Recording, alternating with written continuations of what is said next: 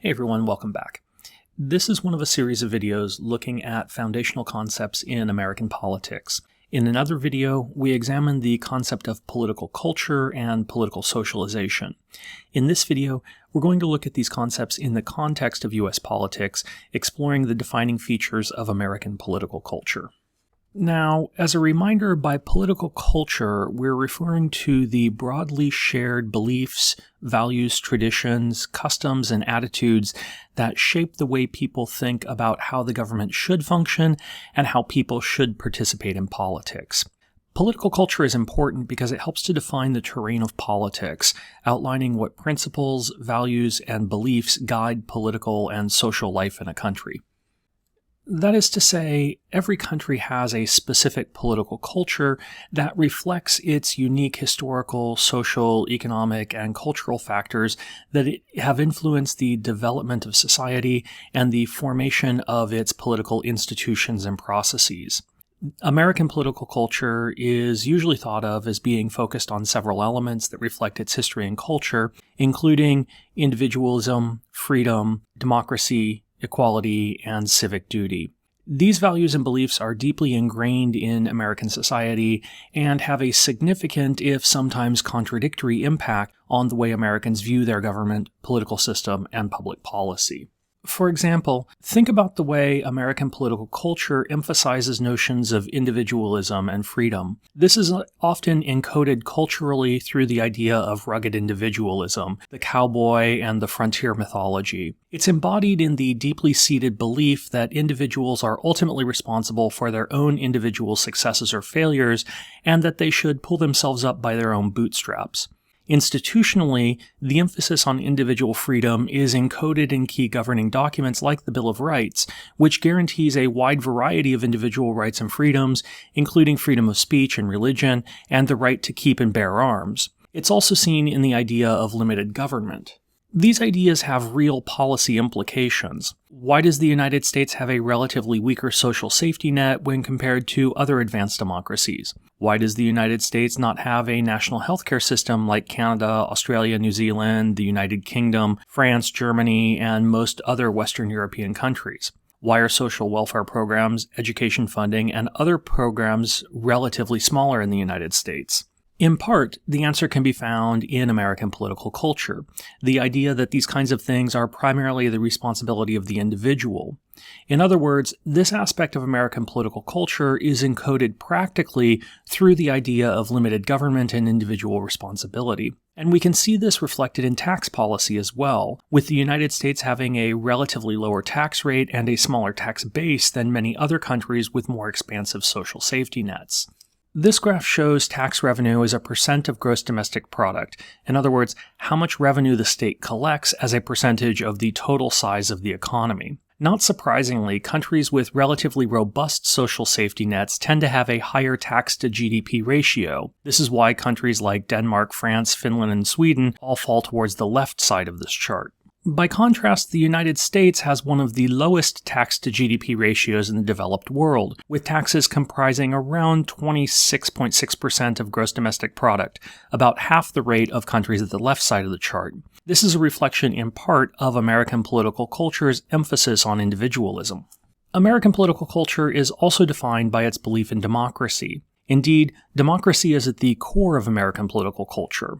American political culture emphasizes the importance of free and fair elections and the idea that government should be accountable to the people. This belief in democracy is reflected in the Constitution, which establishes a system of checks and balances to prevent any one branch of government from becoming too powerful. It's often seen, at least rhetorically, in U.S. foreign policy. American political culture also tends to value the idea of equality under the law. This plays out in particular ways, especially when we start to think about the relationship between equality of opportunity versus equality of outcomes, with the former generally being emphasized over the latter. Put simply, equality of opportunity refers to the idea that every individual should have an equal chance to succeed and achieve their goals, regardless of their race, gender, social class, or any other characteristic. This means that everyone should have access to the same opportunities, such as education, employment, and healthcare, and that these opportunities should not be limited by discrimination or other barriers. Equality of outcome, on the other hand, refers to the idea that everyone should end up with the same results, regardless of their starting point or individual effort. This means that society should strive to ensure that everyone has the same level of income, wealth, and other resources, regardless of difference in talent or work ethic. In practice, achieving equality of opportunity means removing barriers and providing access to opportunities for marginalized groups.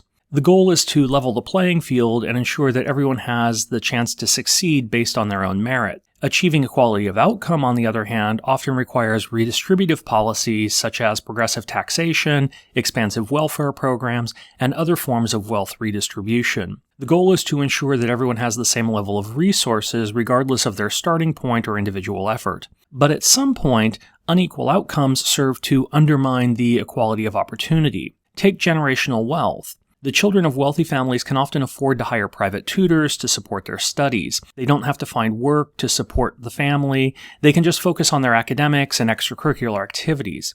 As a result, they will have better odds of getting accepted into more prestigious programs at more prestigious universities, thereby affording them better opportunities. Indeed, this tension between equality of opportunity and equality of outcomes highlights broader tensions within American political culture. Take, for example, the relationship between equality and freedom. Policies that might promote greater equality, such as affirmative action or progressive taxation, may also limit individual freedom and opportunity. Conversely, policies that prioritize individual freedom, such as the right to free speech or the right to bear arms, may have negative effects on equality, particularly for marginalized groups. Finally, Americans also tend to believe in the idea of civic duty, that individuals have a responsibility to be politically engaged and to contribute to the common good.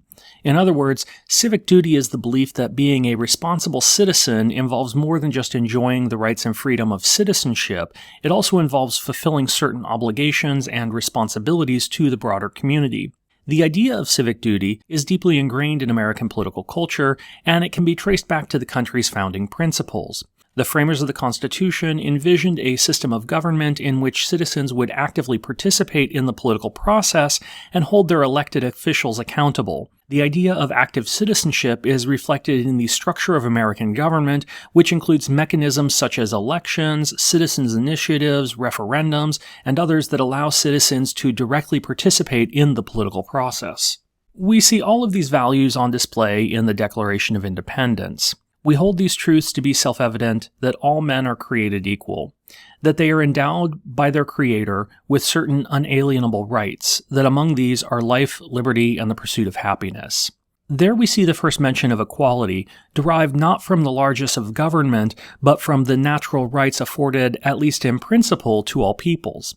This is an expression of the idea of equality under the law, but also an expression of individual rights and liberties central to American political culture.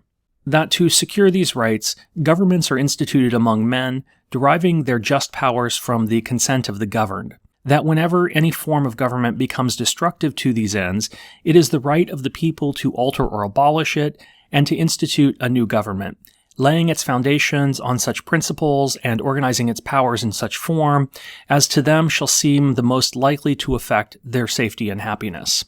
Here we see the values of democracy, that government should be responsive to the needs of the people, and of civic duty, the responsibility of people to take action to ensure the government meets their needs. So where do these values come from? Each country's political culture is unique, but several threads have informed the development of American political culture. Certainly the country's revolutionary founding played a central role. The Declaration of Independence and the U.S. Constitution encoded particular values and priorities at a foundational level.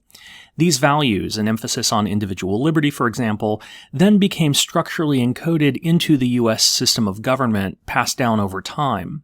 The early frontier and the abundance available early in the history of the United States, which came largely at the expense of Native Americans already in the country, also played an important role. This is critical to the development of rugged individualism, the cowboy image, and the bootstrap mythos so deeply ingrained in American political culture. The political thought of the Enlightenment, and in particular the thinking of the English political theorist John Locke, also played a central role in the articulation of American political culture. Indeed, Locke's conception of the social contract, the nature and scope of individual rights, and his emphasis on limited government all played a central role in the founders' framing of American government. But how does American political culture differ from the political cultures of other countries? The Pew Global Values Survey can give us some insights. Conducted regularly in countries around the world, the Pew Survey offers some interesting takes. With respect to the trade-offs versus freedom and equality, the Pew Survey asks respondents, which is more important, the freedom to pursue your own life's goals without state interference, or the state guaranteeing no one is in need? Americans tend to emphasize freedom, with 58% saying that freedom is more important. By contrast, most European democracies, including the United Kingdom, Germany, France, and Spain, all tend to place greater emphasis on ensuring no one is in need. American individualism can also be seen in the Pew Survey's question on whether or not success in life is determined primarily by forces outside our own control. Only about 1/3 of Americans agreed that this was the case, while nearly 2/3 believed that success is primarily the result of individual effort and agency. By contrast, most European democracies held that success in life was determined primarily by forces outside of an individual's control. That's it for now. Thanks for watching, and be sure to check out the other videos in this series. Have a good day. Bye.